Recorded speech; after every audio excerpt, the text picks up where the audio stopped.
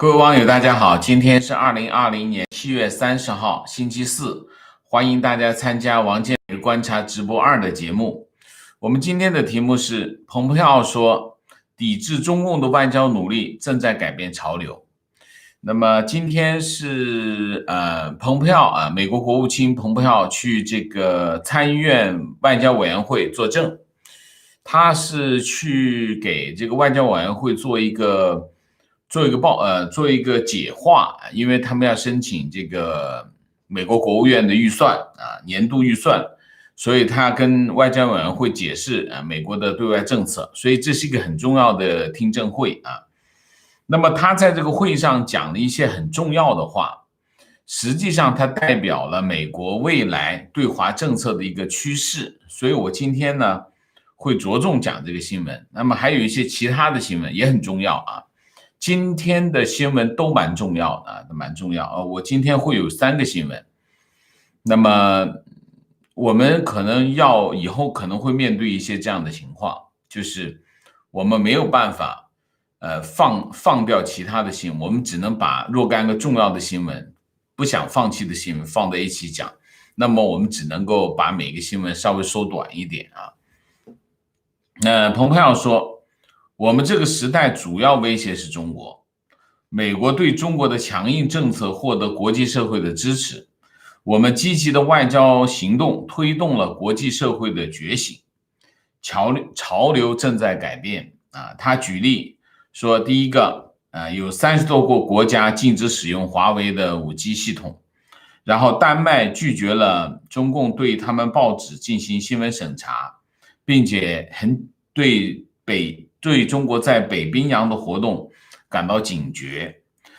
瑞典关闭了境内的所有的孔子学院，立陶宛的情报部门首次把中国列为潜在的威胁，印度禁止106个中国应用程序，美国、澳大利亚、印度、日本和英国加大了在南中国海上军事演习等等啊。那么他举例他还说在一些多边环境下的多边环境的努力正在减缓中共的威胁，包括东盟10国坚持在南中国海争端必须在国际法的基础上得到解决，也就是东盟的立场。那么日本率领7国集团谴责中国在香港实施港版国安法，欧盟对国安法表示谴责，美国和欧洲建立专门针对中国的对话机制美国、澳大利亚、印度和日本重整4方联盟，对华政策跨国议会联盟成员日益增多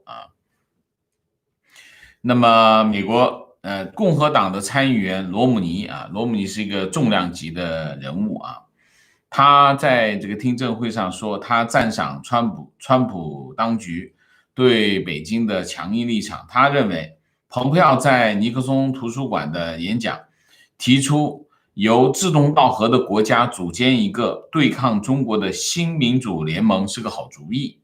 他问蓬佩奥会采取什么行动，蓬佩奥是这么答，他说第一步，唤醒世界对这个威胁的认识所以我在我就任的第1年就全往世界各地试图让人们意识到这个威胁。然后第2步呢，国务院和国防部各有20多项努力着力打造一系列的关系包括建立和强化联盟，并说服其他国家然后呢，美国做好了带头对抗中共的准备。当其他国家行动起来的时候，我们会站出来支持他们那么蓬佩奥承认，由于中国的经济实力，组建一个针对中国的国际联盟是困难的。他说，他对有那么多国家支持北京压制香港的这个自治感到吃惊和失望那么针对这个针对中国在新疆侵犯人权的问题，蓬佩奥是这么说，他说我不想走在最终决定的前面，意思就是我不想帮这个川普总统说但是你们可以放心，会有进一步的行动这就是大体上蓬佩奥在这个参议院外交委员会上的这个听证说的一些陈述啊，我们可以通过这个陈述看到2点啊。第一点，毫无疑问，川普政府在中国问题上的立场应该是没有任何的改变啊。那么相应后面的政策会一系列的来啊。我们昨天的新闻说，我们看到财政部已经把香港列为这个放到制裁名单里面去啊。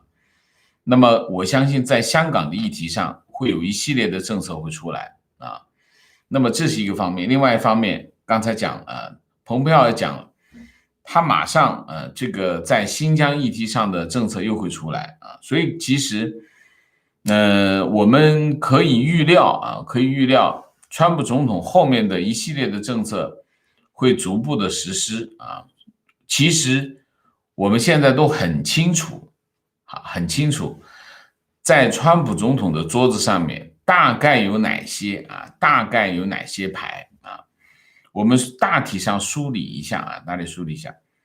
第一个，香港议题啊，香港议题是我认为是目前最紧迫也是最重要的一个领域啊，或者是最重要的一个议题啊。那么针对香港的这个措施，应该包括3个方面。第一个方面是制裁当然是针对特区政府高官来自这个大陆和香港，还有一个就是机构啊，这是第一个制裁。第二个政策啊，这里面涉及到什么呢？涉及到资金的问题，因为香港是一个金融中心啊，金融中心跟什么有关系？最重要的资源就是资金。那么这里面就是美国当然有能力也有条件在资金领域做出一些惩罚的行为啊，这是第二个领域，就是第一个是制裁，第二个是政策，而政策主要是针对资金方面啊，这是第二个。第三个，当然它会有一些核弹啊，我们之前讲过像港币的连续汇率啊，港元的连续汇率，其实它挂钩就是挂美元。那么如果美国在连续汇率上做一些动作的话，对香港来说，对港元来说，那是非常大的冲击啊。所以基本上我们可以看到，就是第一制裁，第二政策啊，政策它不一定会一下子把它闷死啊，但是它会迅速的削弱香港的金融中心的地位啊，这是第二个。第三个就是核弹我相信没有那么快打啊，他肯定要一步一步来啊，这是第一个香港议题。第二个，新疆、西藏宗教若干个议题啊，这几个议题都是和西方我们讲人类普世价值观有关的议题啊，在这个议题上面，其实最近的关注度是非常高的啊，这是第二个议题啊，这第二个领域啊。第三个领域，南海问题啊，南海问题现在我们上个星期，我们作为一期节目讲川普总统要把南海议题烧热啊。南海议题烧热的原因是什么？有2个原因。第一个原因，南海这个是一个非常重要的战略位置啊。那么这么重要的战略位置，对美国来说，它没有闪失的条件，这是第一个问题。第二个问题，在南海议题上面，美国很容易找到盟友啊，现在美国是最需要盟友的时候。那么如果把南海议题炒热，美国可以获得一票盟友，这是第二个问题。第三个问题，在南海议题当中涉及的所有的领域都相对单纯，其实在南海就是秀肌肉，没有别的，去看你的军事实力，看你的盟友多不多，看你得到的国际支持多不多，其实就是秀肌肉，跟经济领域议题跟其他领域不大一样。你经济议题这个议题那个议题，它涉及的关联很多，但是在南海议题，它涉及的关联就很少，你就派军舰去就好了。你看的那个人造岛礁，你直接就说你这个人造岛礁是违法的，我要给你炸掉，就是大概就是这样的议题。所以在南海议题，所以为什么你可以看为什么澳大利亚和美国迅速的站在一起，因为澳大利亚看地图你就知道，澳大利亚其实就在南海的旁边，所以它是个非常重要的战略支撑点。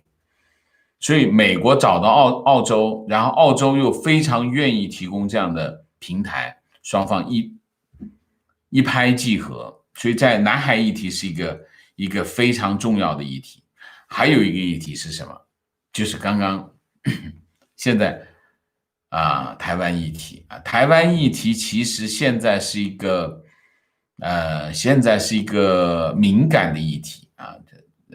台湾中华民国前总统李登辉刚刚去世啊，其实大家又把目光投到了台湾，但是其实台湾议题是个很敏感的议题，而且台湾的议题，只要台湾的议题出来，对中国来说，这是个巨大的压力啊，巨大的压力啊。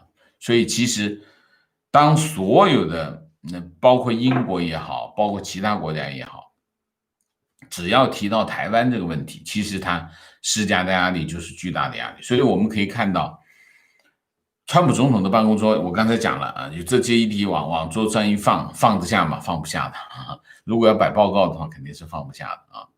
所以大概就是这样。所以大家可以，我刚才梳理了一下啊。当然还有更多的议题，比如说从各个政策层面啊，比如说经济政策，比如说这个科技，比如说这个教育等等，这些又可以制定一系列的政策啊，这有很多政策可以做。当然还有现在美国国内的一些做法啊，涉及到什么？我们之前讲的上个星期发生的这个使领馆的问题。那么下一步，我相信这个战场是没有打，这场仗是没有打完，只不过美国那边他先想想，白宫先开个会啊，议一下。那么现在传出来的说法是，美国开始大幅的削减中国使领馆的总人数，把它总人数一下降下来啊，总人数降下来，那这个比关闭一两个使领馆的影响更大。关闭使领馆其实有两个问题啊，第一个问题，关闭某一个使领馆，其实会影响本国国民的出行啊，这个会影响。但是最重要的，如果他采取是总人数限制的话，那直接就影响对方啊，就对本国公民是没有影响啊，大概是这样。所以你可以看得到啊，现在川普总统的办公桌上有一排的文件啊，这一排的文件是涉及各个政策，我现在不知道他会选哪一个出手啊，但是毫无疑问啊，很快会有一系列的动作，陆陆续续的会见面啊，不用着急啊，不用着急。好，第二个我们讲个什么呢？讲个民意调查。这个又是个皮尤的调查啊 ，Pew Research Center 啊，今天发布最新一项的民意调查。这个民调我一定要跟大家讲，为什么？因为民调很重要，民调反映民意啊，民意就是民意会影响什么？民意会影响政策，当然民意又会被舆论影响。其实我们不能够单纯的讲民意决定政策，不是的，民意会影响政策，翻过来政策又会影响民意，它是个互动的过程。因为政策会影响什么？会影响舆论啊，政策影响舆论，舆论又会影响民意，民意又反过来会制约这些政策。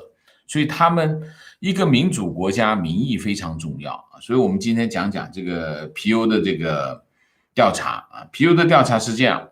73%的美国人对中国持负面看法。什么叫负面看法？负面看法就是不喜欢你，就这个意思啊。那么创下皮尤研究中心15年来的新高73%啊。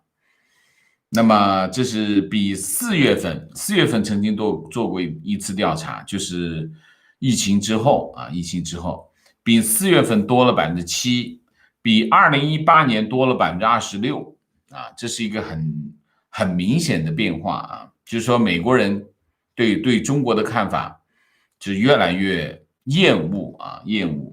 那么在这个调查当中，50岁以上的人对中国的负面看法达到了81%，就年纪越大越讨厌中国啊。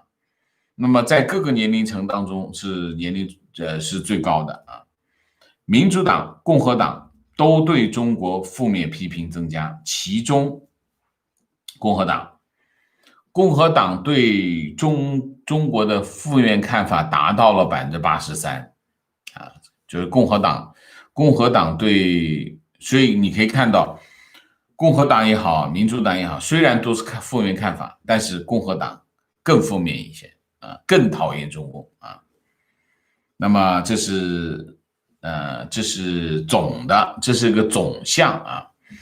那么在疫情的问题上面啊，美国人对中国处理武汉肺炎的态度啊，78%的人把疫情全球蔓延归咎于中国政府初期的处理方式不当，78%的人非常的高啊。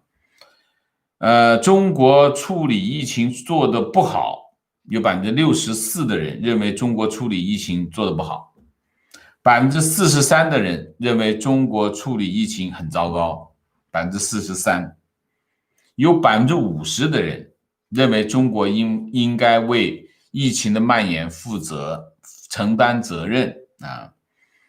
50%的人也认为美中经济关系会出现恶化，只有38%的人认为应该优先稳固中美关系、美中关系啊。好，讲中美关系、美中关系，75%的美国人认为人权问题应该优先，即使损害了经济关系，也要优先考虑人权问题。75%的人认为，只有25%的人认为经济关系应该优先啊，这是民意啊。然后呢，民主党比共和党更强调人权高于经济利益，年轻人和老年人都偏向人权优先啊。那么共和党和民主党对中国的负面看法都持对中国的疫情都持批评的态度。那么但是共和党有71%的人认为，即便是经济恶化，也要向中国追责，比民主党多2倍啊！可见共和党的态度是最强硬的，所以共和党更希望对中国采取更强硬的政策啊。那么在贸易方面啊，就很分歧很大啊。有50%的人认为要和中国建立更牢固的关系，对中国经贸政策应该更强硬的占46%。那么支持对中国经贸政策采取更强硬立场的增加了11%啊。那么这是经贸方面啊。那么对中国的判断怎么判断？有3个选项：竞争对手、敌人、伙伴啊。那么这么多年把中国当伙伴的非常稳定，16%，就是有16%的人把中国当作伙伴，这么多年都没变过啊。这部分人群非常稳定啊。那么把中国当竞争对手的占57%啊。那么把中国当敌人的占到25%，比上次调查增加了11%啊。这就很厉害了，很厉害了啊。那么与2012年相比，共和党把中国视为敌人的增加了21%，民主党只增加了8%。所以可以看到，共和党对中共对中国更强硬啊。那么这次调查呢是在6月中旬进行，进行了一个月啊，电话采访了1000名美国成年人。那么民调其实对一个民主社会来说很重要啊，它是政治的风向标，它会影响政策，但是同时它也会受政策的影响，受政治的影响。它是一个互动的关系啊，所以我们要重视民调，重视民意，因为民调是民意的一个反应。民调不一定完全是民意，因为它并不完整啊，甚至它的解读不一定准确。但是民调肯定是民意的其中一个反应啊，这是毫无疑问啊。那么我今天看到一个东西啊，看这个东西也跟大家说一下。这个东西就是斯坦福大学有一个哈佛研究所，他们发表了一个研究报告啊。这个研究报告是讲什么呢？讲中国的外宣啊。我们以前分析过中共的这个洗脑工程啊。那么他这个讲外宣我很感兴趣，可惜我没看完啊。那我就简单的把这个报告，我看到一些内容，我跟大家说一下。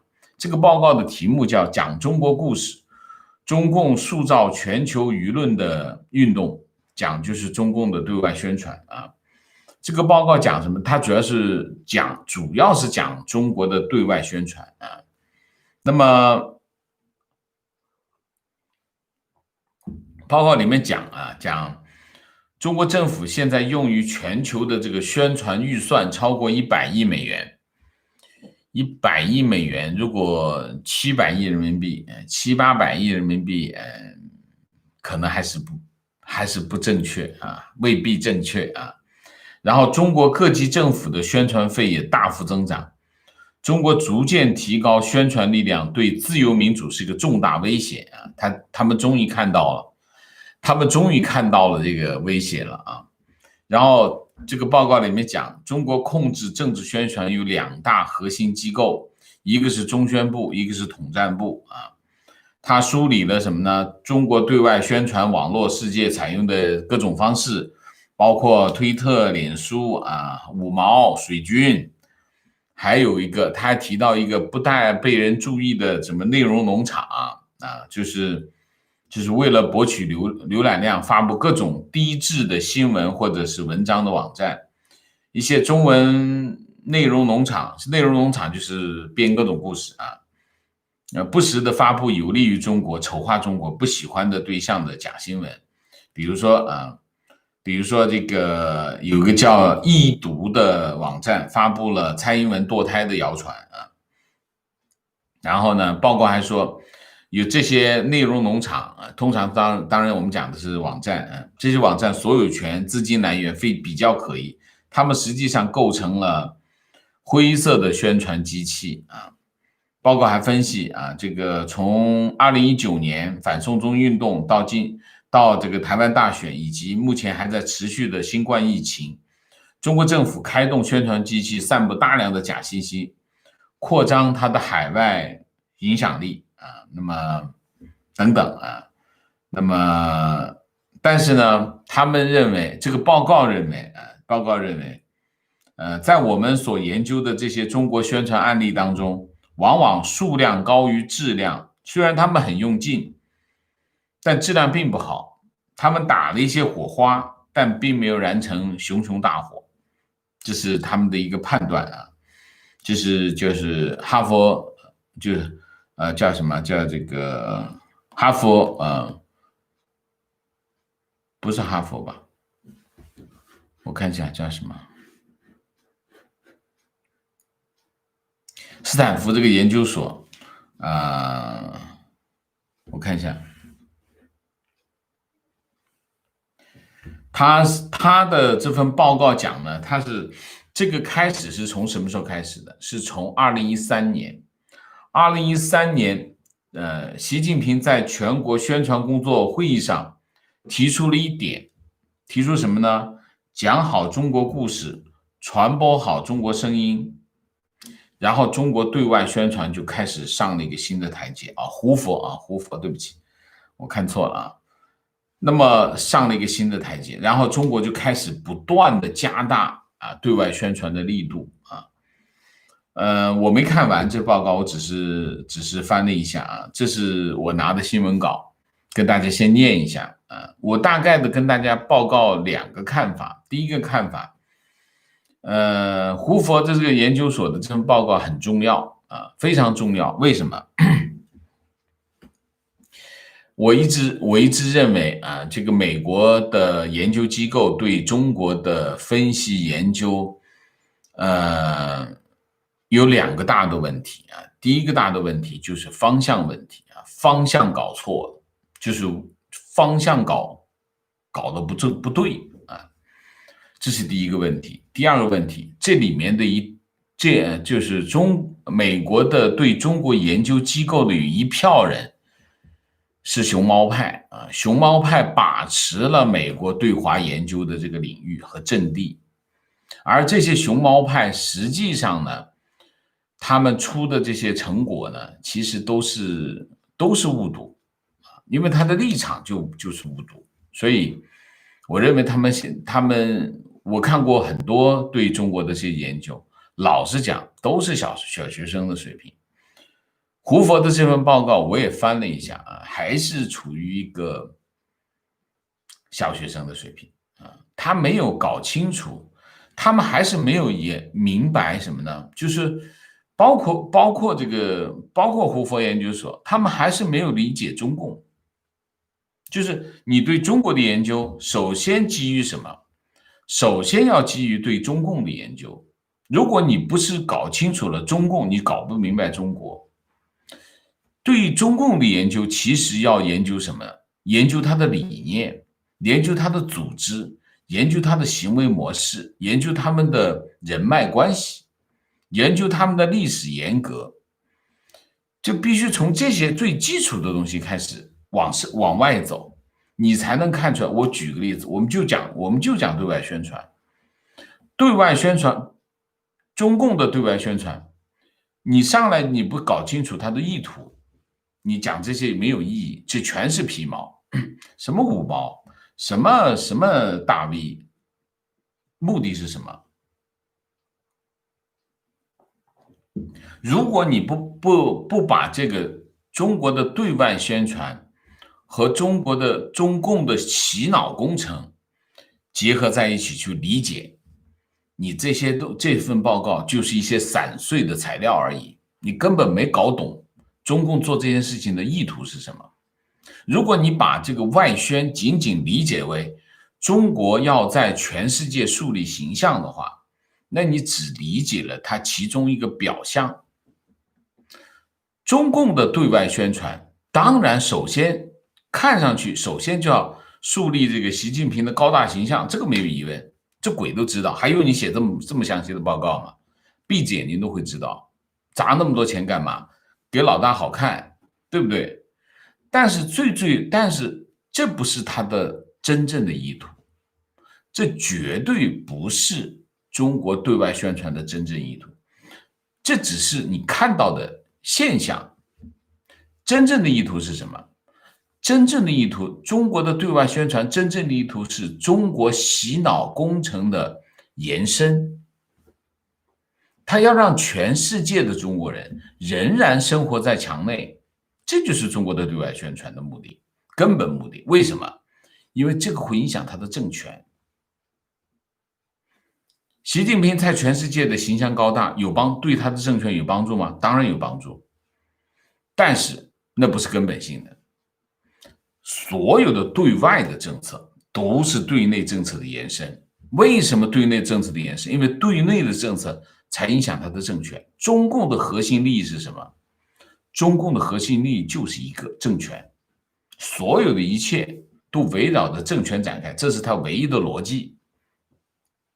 所以其实你看这个胡佛研究所的这份报告，他讲了很多好像大家隐秘什么内容农场什么的这些东西，那真的是皮毛，因为花样翻新，老实讲，互联网时代什么不可能，什么都可能。你研究一下什么？你去研究一下谷歌的爬虫，研究他们的算法，研究一下他们的内容。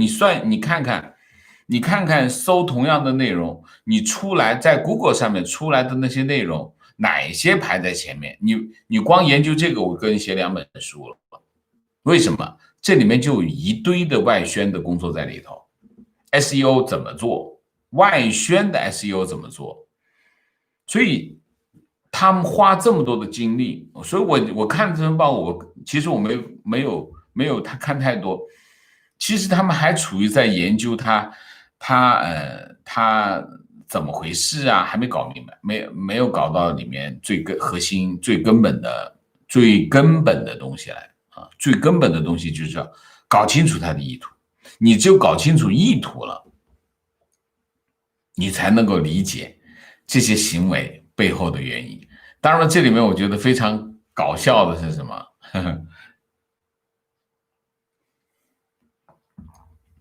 非常搞笑的就是他把这个外宣把这个中宣部和这个统战部放在一起来解释他的这个舆论运动，这个塑造舆论的运动啊。统战部的核心的这真的是不大对啊，不大对。舆论嘛，如果讲外宣，没有疑问，一定是中宣部嘛啊。统战部有没有帮助？有帮助，统战部当然有帮助，但统战部的核心是什么？统战部的核心工作是搞关系、搞渗透。统战部的核心工作是渗透，他跟谁搭配？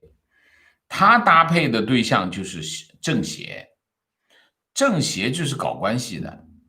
政协主要的任务是搞关系，民主党派的主要的任务就搞关系，利用政协的这些人脉去搞关系。所以统战部管谁？统战部是管着政协的，政协是归统战部管的，各地的政协都由统战部来负责。所以你一看这个今天上午这个叫谁？习近平开党外人士座谈会，谁陪？汪洋陪，统战部这个政协主席汪洋陪，那么统战部长要参加，就是一个这样的关系。所以把统战部放到这个外宣这个领域来讲，肯定是不正确的啊。所以他们还是没搞懂，还是搞不懂。他们没有把对中共的研究作为核心，那就搞不懂。他这些关系就搞不清楚。政协当然不是中共里头的，政协是中共外头的，好吧？好了，我们就今天主题我们就讲这三个啊，总结一下。第一个，蓬佩奥在参议院外交委员会上作证啊，表明美国的对外政策，其中当然主要是对中国啊，也反映了未来美国对华的政策会有一系列的东西出台啊，这是第一个。第二个，美国的民意现在是怎么样？美国的民意没有别的，其实并不意外。老实讲啊，就是美国人对中国翻脸了啊，这是第二个。第三个，斯坦福的胡佛研究所出了一个中国外宣的对外宣传的一个报告。但是我觉得这个报告真的是比较初级啊，它没有触及到中共核心的东西啊，大概是这样评价一下，好吧？那么我们今天我们的主题就讲这么多，我们下面就进入互动啊。进入互动之前，例行公事，请大家点赞，请新来的网友订阅，请大家加入我们的会员，支持我们做更好的节目。好吧，进入互动之后呢，请大家不要聊天，3个情况、问题、观点，好吗？好，谢谢啊。那我们进入互动啊。好，明谢一下，沈奕晨，谢谢支持王老师。然后想请教王老师，RCEP 啊，区域全面伙伴关系协定年内会签吗？这个协定对地缘政治和中国经济有什么影响？不好说啊。现在的问题是什么哈？RCEP 呢，现在日本的态度有点摇摆啊。其实关键是看日本啊，所以现在不好说。这个 RCEP，我觉得是存在变数的啊，存在变数。May 杨，谢谢 Rene Mac， 谢谢 Mike 朱，谢谢 Daniel 梁，谢谢 G 王，谢谢。观点：经济内循环是个悖论，主要是内循环能发展经济。要是内循环能发展经济，那么东北不就不会像现在这个样子打卡美国啊？内循环是个悖论，非常正确啊。内循环不成立，应该讲内循环根本就不成立。如果内循环能成立的话，要改革开放干什么？对吧？你当初就可以内循环，循环到现在不挺好吗？你干嘛改革开放？改革开放就是内循环不成立嘛，计划经济不成立嘛，你才改革开放的嘛。如果你现在说我又内循环了，那你当初改革开放干嘛？所以这个非常正确啊。吴晓，谢谢王老师辛苦，今天总算能参加直播，有机会，希望王老师谈谈严立梦博士的揭露，谢谢了。我们有节目啊，严博士一出来我们就做过专题啊，当然他现在持续的还在发酵啊，但是我就观察就没有太多的新东西啊，就是其实是一个持续的过程啊，因为它不断的有内容出来，但是从我来看呢，我就没有看到非常有震撼性的内容，所以我们就没有持续的播报相关的内容。所以，但是如果你要看啊，我们怎么评价这个严立梦博士的话，可以找一下我们之前的视频，好吗？陈刚，谢谢。好，互动啊，提问：当年世界与苏联冷战与目前世界制裁中共有区别吗？未来对华政策可能称为新冷战吗？我感觉这次参与制裁国家更多，打击力度更大，中国政府的做法也极其蛮横，疫情也推波助澜，让世界看清中共，而且中美矛盾也有激化的趋势，中国实力每况愈下。想听王老师拿冷战对比，谈谈中国未来的处境，会比冷战更激烈吗？这个问题我们其实在去年年底啊，我们谈的比较多啊，今年我们谈的比较少。为什么？因为今年其实形势已经比较明朗，就是中美之间，他们就是中美之间激烈的冲突已经到了这个冷战的边缘啊。我一直没有把中美之间界定为冷战啊，为什么？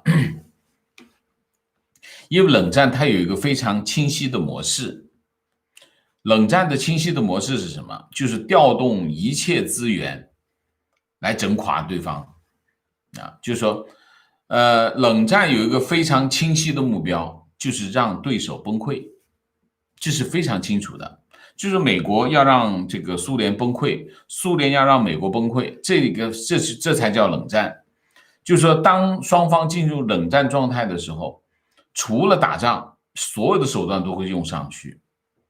冷战嘛，就没有打，就因为有核威慑，双方都有足够多的核武器，所以双方都知道不能打，一打世界就毁灭掉。所以冷战的原因是因为有核武器的核威慑，所以双方都不开战。但是除了开战以外，所有的手段全用上，只有一个目标，让对方崩溃。这是第一个，这冷战的非常核心重要的特征啊。我们讲冷战。好，现在中国和美国之间有没有发生这种烈度的对抗？还没有，还没有。为什么？这个有一个非常重要的原因是什么？非常重要的原因就是引发冲突的背景完全不同啊！引发冲突的背景是什么？你看一下冷战时期引发冲突的背景，首先是意识形态，对吧？一个是共产主义，一个是资本主义啊。共产主义跟资本主义水火不相容，这是第一个意识形态上的对抗。第二个军事上的对峙。那么苏联有强大的军事实力，美国也有强大的军事实力。苏联有华沙组织，美国有一个北约组织，双方对立啊，这是势均力敌，真的是势均力敌，大家差不多啊。就是说，大家不能够保证打赢对方，双方都不能保证打赢对方，因为双方势均力敌，这是第二个。第三个。双方在互相对峙的过程当中，都展示出来各自的制度的竞争性，就是双方是用制度来进行竞争。美国用它的资本主义制度来竞争啊，苏联用它的社会主义制度来竞争啊。其实双方竞争的核心是什么？就是社会制度、效率。这个成长，那么最后苏联崩溃了，原因是证明社会主义还是不行。但是在中美之间的这个对抗过程当中，那么这是一个过程啊，就什么过程呢？就是它真的不是一夜之间发生的。中美之间的对抗是美国突然慢慢的发现了中国对它的威胁越来越大，他开始对付它。但是中美之间实力悬殊。它和美苏之间的对峙完全不在同一个级别，就是说，美国和苏联当时是旗鼓相当，而现在中国跟美国那不能叫旗鼓相当，那是实力悬殊。但是，美国和中国之间的对抗比冷战要复杂的多。原因是什么？原因是经过了20-30年的中国的改革开放。中国加入了整个这个资本主义市场经济的大循环当中去，它跟整个的西方国家已经水乳交融在一起了，已经缠绕在一起。所以美国在对付中国这个对手的过程当中，他遇到了很大的困难。什么困难？因为纠结在一起。那么你纠结在一起的话，你一炮打过去，那可能我自己也有人死掉。那怎么办？这里面就有很大的问题。为什么会出现一个脱钩的这样的说法的原因，就是因为这个复杂性在这里头。它跟当年的冷战不同，冷战你就往这边打炮就行了，你就往这边打炮就行了，反正这边不会有你的人，这边也不会有你的人，就是个这样的关系。但是中美之间的对抗，它的形态和之前就完全不同。所以，而且过去10几20年。中国对西方国家、西方世界的渗透，已经超过了当年这个苏联的这个间谍渗透那不知道多少倍啊！那投入的资源、规模那非常的大，所以在这个情况下，美国就面临一个很棘手的困难是什么？就是他要对中国采取措施的时候，他经常要扒拉算盘算什么？在这个问题上，我们自己会损失什么？这就是一系列的问题。所以两者之间有明显的差别，就是中美之间现在的冲突对抗和当年的冷战是有非常大的区别，形态模式都不一样啊。那么中国的实力每况愈下。中国的实力我们不能够觉得它是啪叽就掉下来。中国仍然有非常大的实力因为它仍然是世界上第2大经济体，所以大家千万不要误判中国仍然有非常强大的实力，这个没有任何的疑问。请大家千万不要，中国不是一格子就死，不会的，你格子它2下，格子不来，死不了的。所以美国在和中共的对抗的这个过程当中，绝对不是一个轻松的工作。虽然我讲他们实力悬殊，我讲的实力悬殊讲的是什么哈？这个一定要讲清楚啊！实力悬殊并不是说中国没有实力，而是美国的实力超强，而且他的实力都是在关键点上的实力，他有很强的实力。中共的在关键点上没有实力，没办法跟美国对抗。所以在这个问题上，大家不要以为这个实力悬殊啊，意味着中国没有实力，不是的，中国仍然有巨大的实力，因为它是世界上第2大经济体，所以它的实力也是很大的啊。它虽然你看这两年经济不行，但是它仍然瘦死骆驼比马大啊，这个不能误判啊。提问：如果拜登上台后，是否会改变美国对中国的政策？是否会使中美关系进入缓和期？拜登的外交事务中，拜登只想施压，而没有制裁和行动。川普政府对中国有一种冷战中的你死我活，拜登没有这种意识。我认为拜登是解决问题，而川普是解决中共。感觉拜登上台会可惜川普的鹰派。这是目前大部分的舆论我讲的是舆论，主要是讲的是中文舆论啊，中文世界里面是这么说啊，都是一个基本是这样的说法。我倒不是这么看啊，2点，无论是川普也好，还是拜登也好，任何一个人当选，就现在这个时候做到白宫椭圆形办公室的办公桌前的时候，他们都没有太多的选项，他们只有一个选项，什么选项？对中国强硬。为什么？2点。第一点，民意。刚才我刚刚讲完民意啊，我们刚才新闻里面讲得很清楚，民意很清楚，美国人就是要跟中国翻脸，这是第一个民意。第二，民主党也好，共和党也好，他们也是要跟中国翻脸啊，也是要跟中国翻脸。你看，民主党、共和党他们在国会里面推出了那么多政策，那些政策是什么？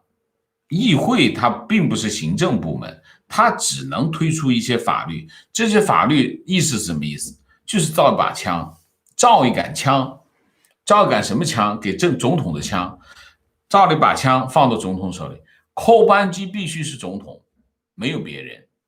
国会只能造枪，它不能扣扳机，为什么？它不执政，执政的才能够扣扳机。所以这件事情你可以看到，在国会民主共和2党都是要对中共强硬，他们造了无数的枪，现在还在造枪，天天都在造枪。所以你可以看川普总统桌子上这个枪都摆满了，所以不管是谁，他桌子上都摆满了枪，你没有的你不打的。所以在这个问题上，我不觉得，就算是大家认为拜登没那么强硬，但是其实他没有办法改变这件事情。所以我认为是这样啊。为什么？原因很简单，美国认为中国是危险，中国是敌人，那你作为美国总统，你要代表美国利益嘛？这不仅仅是他的政治取向的问题，这是他要活下去，他就必须这么干，是吗？啊，所以这是我的理解，好吧？提问：以地理位置来说，菲律宾不是比澳洲更加接近南海吗？为什么美国不试着改善和菲律宾的关系呢？这是个好问题，我也不知道。菲律宾跟澳洲没办法比吧？澳洲是五眼联盟的成员，菲律宾不是。菲律宾前一阵子还跟中国打得火热，所以我觉得菲律宾和美国的关系和澳洲和美国关系这个不可同日而语啊。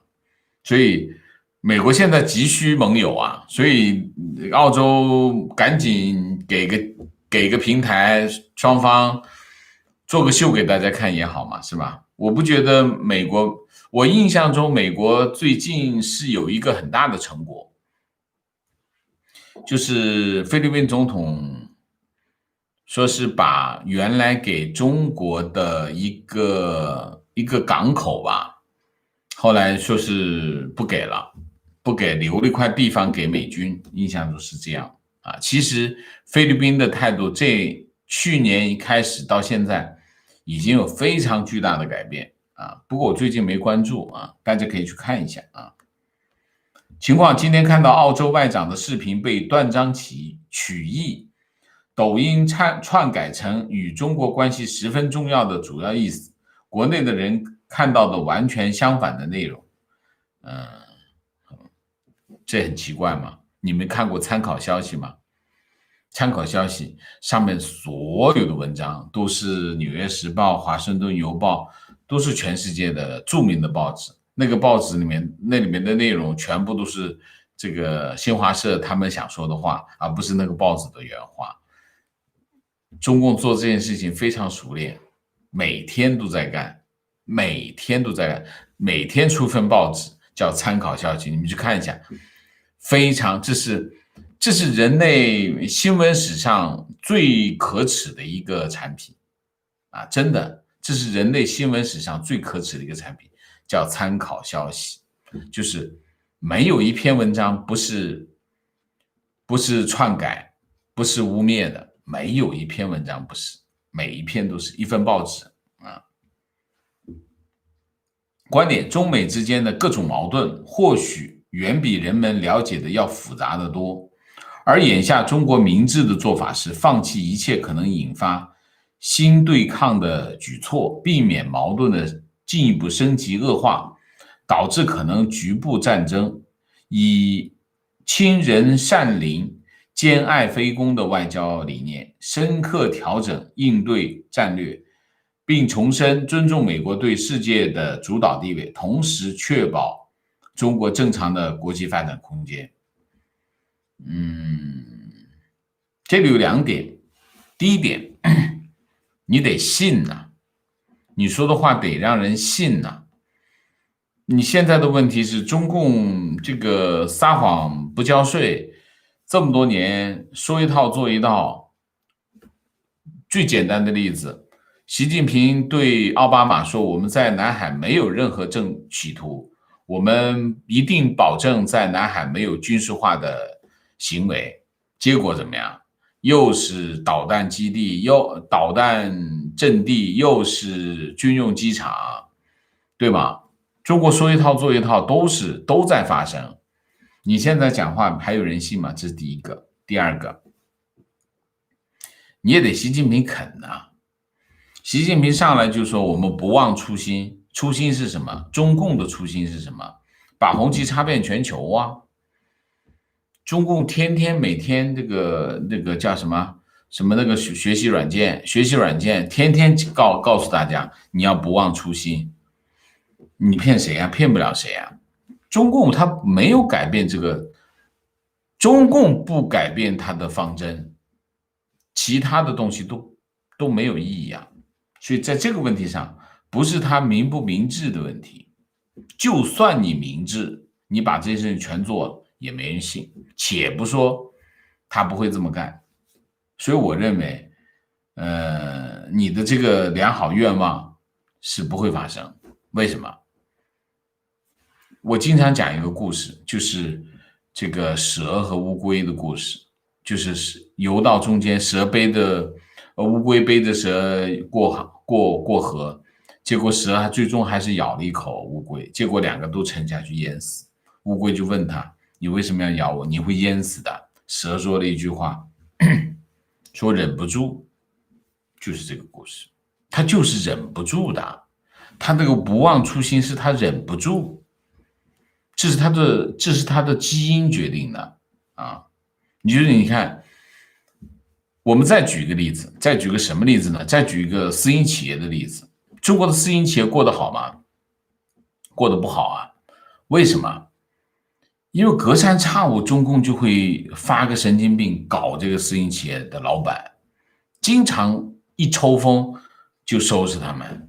那比如说在公私合营就不说了，公私合营把上海的这些陈毅当上海市长的时候，那上海的那个资本家跳楼，那就是他天天说的那个陈毅天天笑嘻嘻的说这件事情，所以陈毅后来不在文革中被斗嘛，后来就又这个那个，没有人会同情他，因为上海的资本家跳了多少人跳楼，所以中共收拾这些资本家，收拾这私营，以前叫资本家，现在叫私营企业老板，其实是同一类人，他时不常的就要收拾他们一下，收拾他们一下，为什么？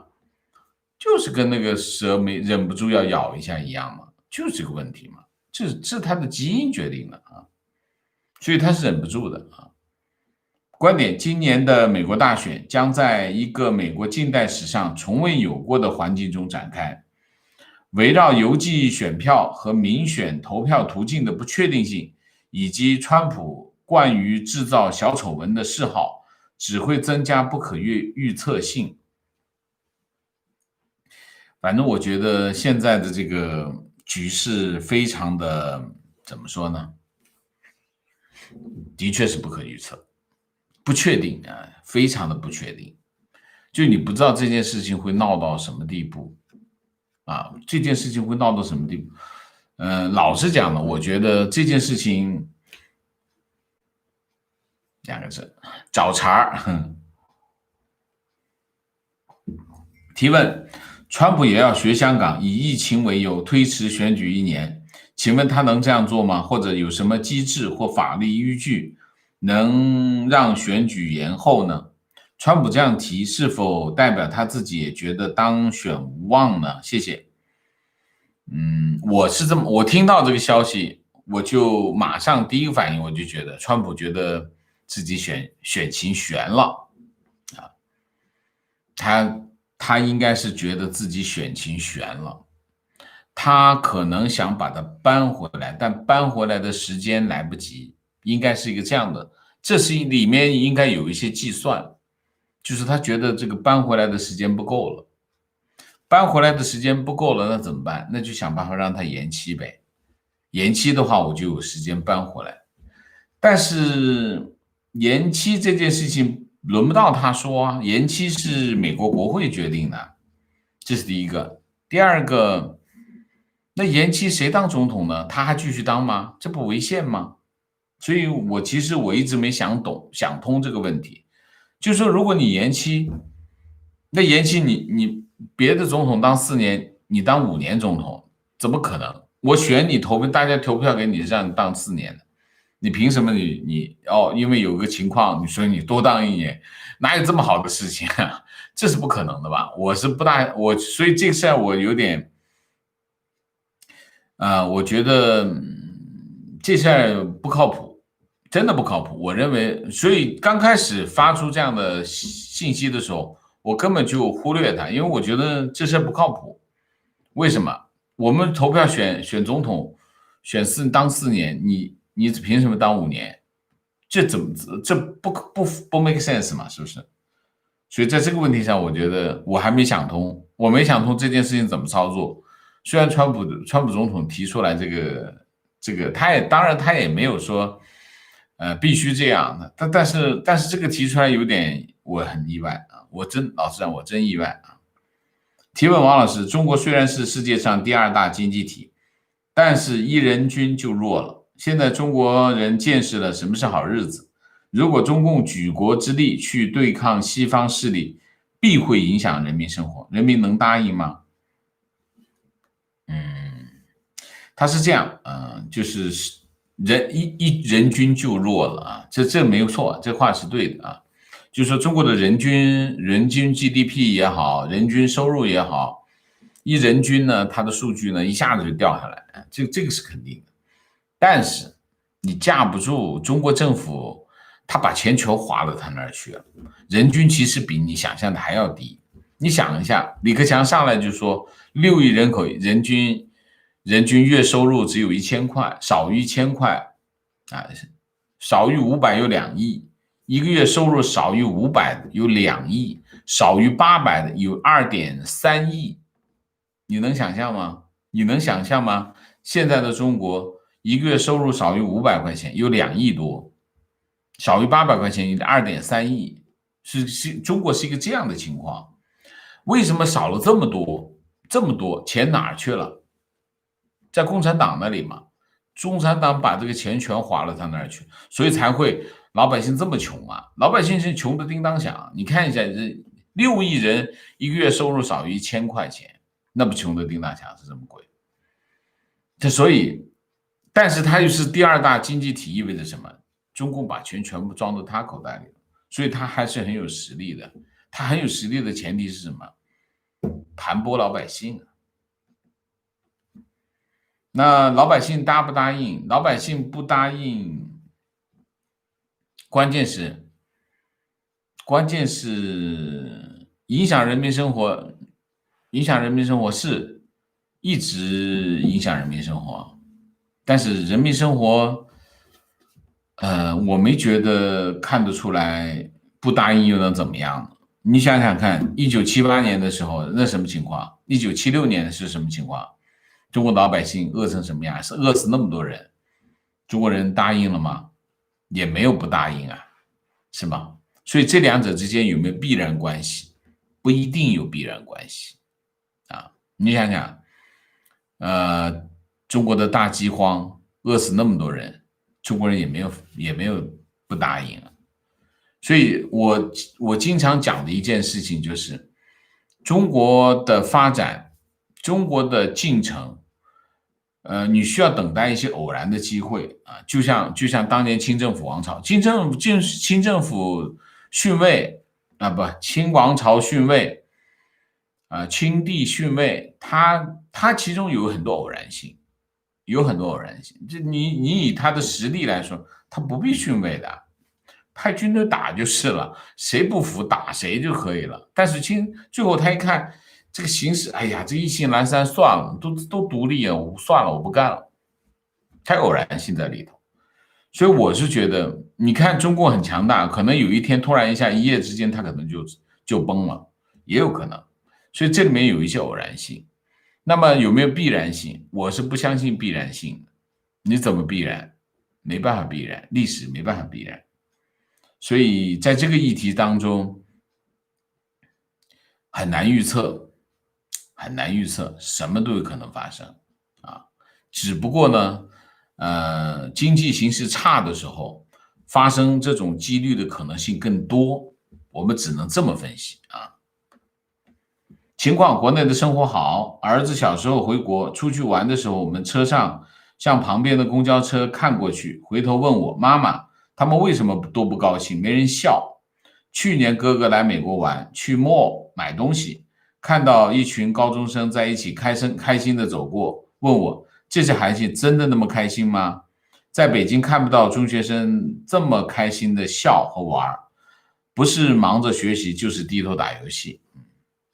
情况，昨天跟国内朋友联系，朋友是公务员党员，他说现在国内党员都恨死习了，现在党的活动越来越多，每天开会写材料，下了班还得学习 APP 上刷时间，单位正事没时间干，都是外聘零工干活，每2个月还得写一篇自我批评的检讨，2000字，交支部，合格了还得在全单位读自己的检讨。文革就是这样啊。情况，我最近和美国客户打电话，我问你们知道我们的总书记或者说总统的名字是什么吗？对方完全不知道，感觉美国人看中国就像我们看埃及一样陌生遥远。情况，中共中央在2013年意识形态领域的指令确定7个领域为禁区。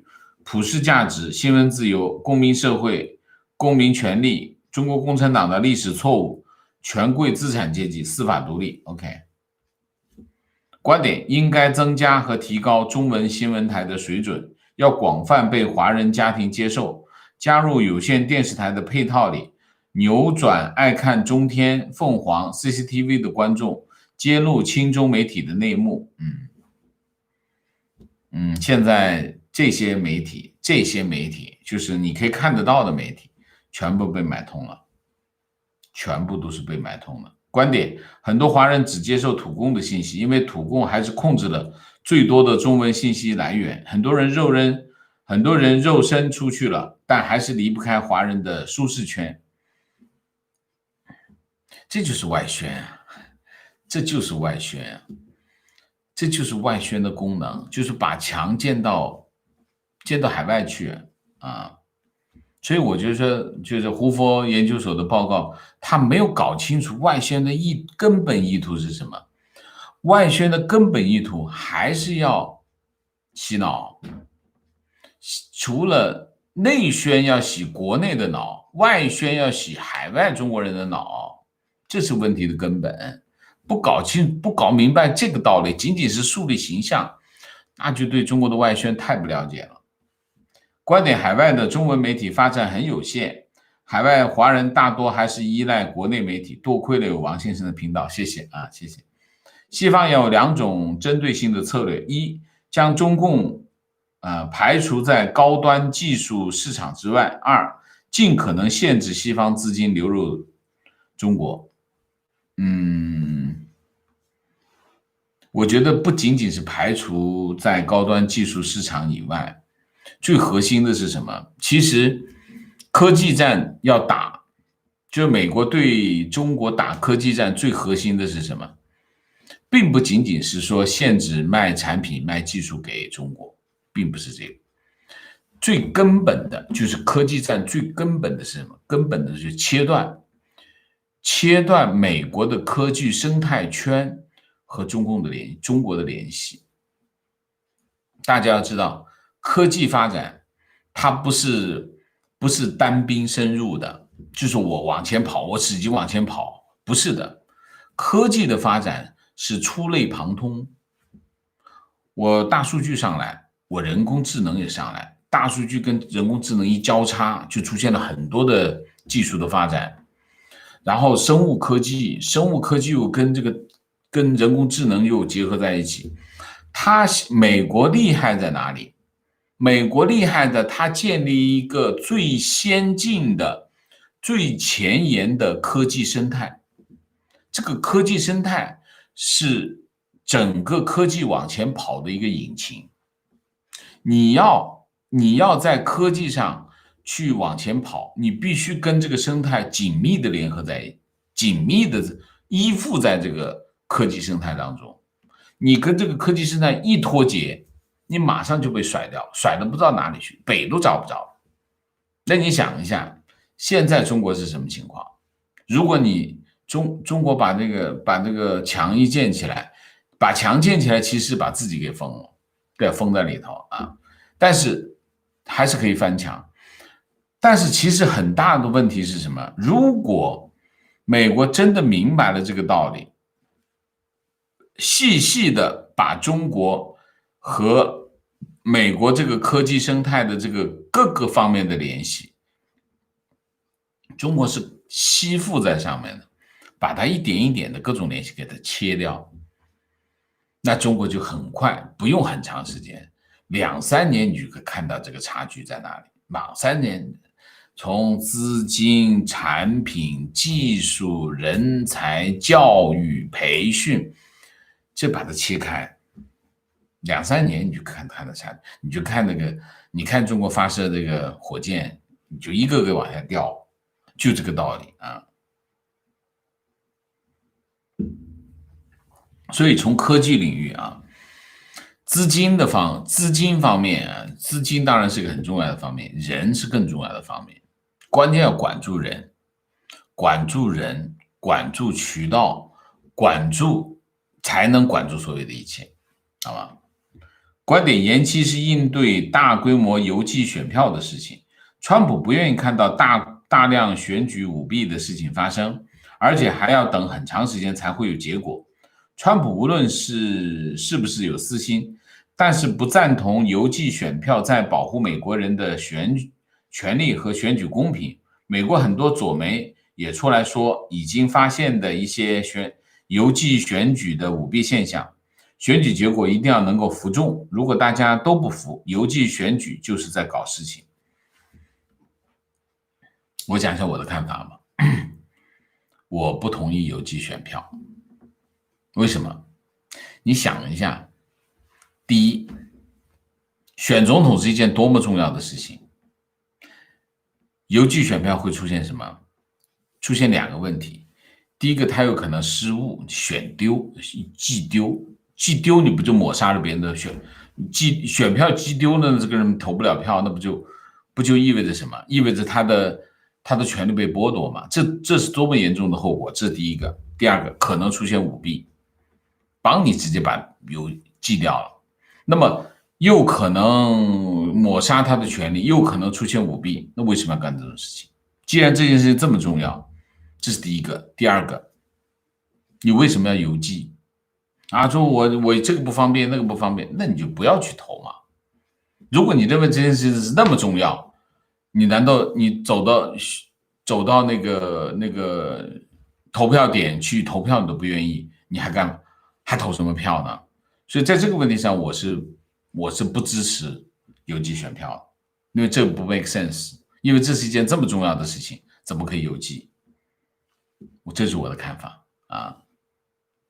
情况前些天听国内一位朋友说，他老家在湘西，他本人也是苗族，他说现在连苗寨的村民都要强迫搬入城镇，村民不愿意搬家，因为农民离开土地就没有了根，他们很不情愿。难道城市化到了湘西那么偏远的地方吗？当然不是，那就是谋地嘛，谋他们的地呢，就是要谋他们的地啊。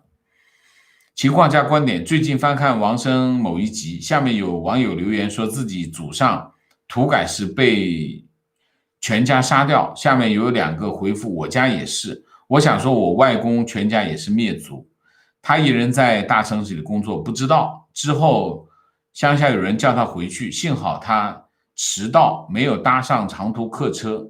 CCP 肆虐99年，血债滔天。